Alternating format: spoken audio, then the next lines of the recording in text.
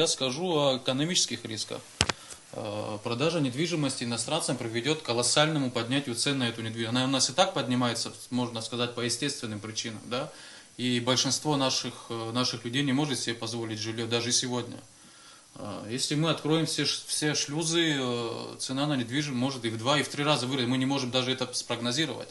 Да? И это приведет к тому, что у нас жилье, то есть иностранцы у нас купят жилье, мы даже, ну не знаю, даже арендные квартиры будут куплены. То есть даже в аренду не получится жилье взять. Но это Здесь если говорить о полной открытости, а если вот, например, другое не какие-то... будет, Да. Сима, только полная, как бы мы В ее не наших насыпали. условиях, если что-то разрешается, значит оно Я хотела применяется бы вообще услышать полностью без... вот мнение и видение, какие еще есть варианты, какие можно альтернативы предложить. Вот мы же здесь Именно, обсуждаем, да? Здесь больше хочется говорить как раз-таки о рисках, потому что риски и для государственности, и для экономические риски для населения, они просто колоссальные, они полностью нивелируют даже возможные какие-то преимущества от продажи. Мы к этому сегодня не готовы, в первую очередь, и демографически тоже.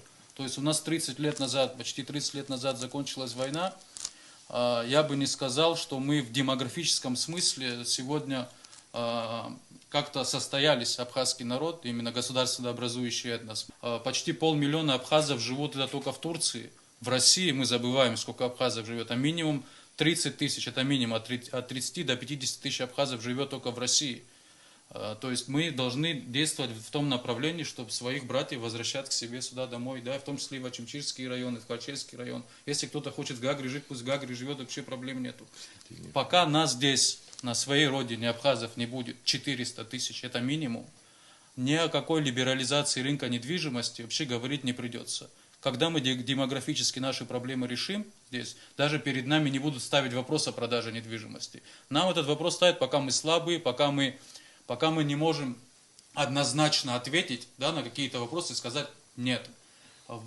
Хочу напомнить, в 2008 году Россия признала независимость Абхазии, в том числе в риторике. Тогда президент Медведев и президент следующий Владимир Путин ставили акцент на том, что Россия защищает абхазский народ от исчезновения. Это много раз говорили. Вот речь была, по-моему, Владимира Путина 2 года назад. Он и напомнил по поводу геноцида, который осуществлялся над абхазами в период советской власти Грузинской ССР.